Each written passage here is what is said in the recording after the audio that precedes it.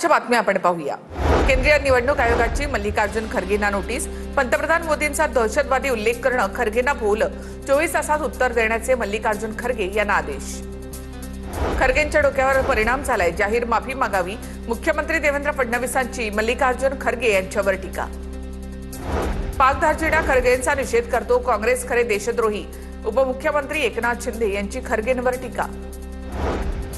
खरगे अत्यंत खालच्या दर्जाचे प्रदर्शन करतायत, चंद्रशेखर बावनकुळेंची टीका। तर पंतप्रधान निवडणुकीच्या वेळी महिलांचा अपमान करतायत, मोदींच्या टीकेवरून नाना पटोले यांचा पलटवार।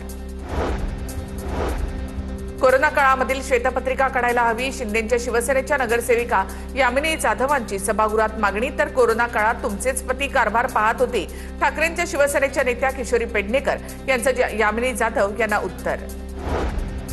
तर त्या काळामध्ये स्टँडिंग कमिटीच्या बैठका झाल्या नाहीत, त्यामुळे मंजुरीचा प्रश्न येतच नाही, यामिनी जाधव यांचा पलटवार।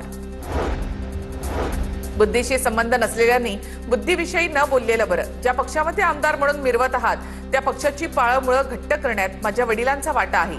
रोहिणी खडसेंची ट्विट करून चित्रा वाघ यांच्यावर टीका। तुतारीची वाजंत्री जर महिलांच्या हक्कावर वाजली असती तर अभिमान वाटला असता। राजकारण हे वारशावर नाही, काम केल्याच्या भरवशावर चालतं। चित्रा वाघ यांचं ट्विट करत रोहिणी खडसे यांना प्रत्युत्तर।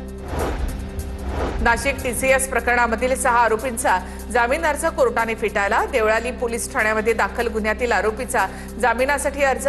संशयित आरोपी दानिश शेखचा जामीन अर्जही न्यायालयानं फेटाळला आहे। नाशिक टीसीएस प्रकरणात एसआयटीने जारी केलेल्या हेल्पलाईन नंबरवर देखील तक्रारी आल्या। 20हून अधिक तक्रारी आतापर्यंत प्राप्त झाल्याची सूत्रांची माहिती। अनेक तक्रारी या धार्मिक भावना दुखावल्याच्या संदर्भात असल्याची माहिती। नाशिकनंतर आता पुण्यातही कॉर्पोरेट जिहाद। हिंजवडीमध्ये एका कंपनीत विशिष्ट गटाकडनं धार्मिक विधीसाठी विश्रांती कक्ष असल्याचा आरोप। कक्षामध्ये मर्यादित कर्मचाऱ्यांना प्रवेश दिला असल्याची बाब निदर्शनास। माधुरी मिसाळ यांचं पुणे पोलीस आयुक्तांना पत्र।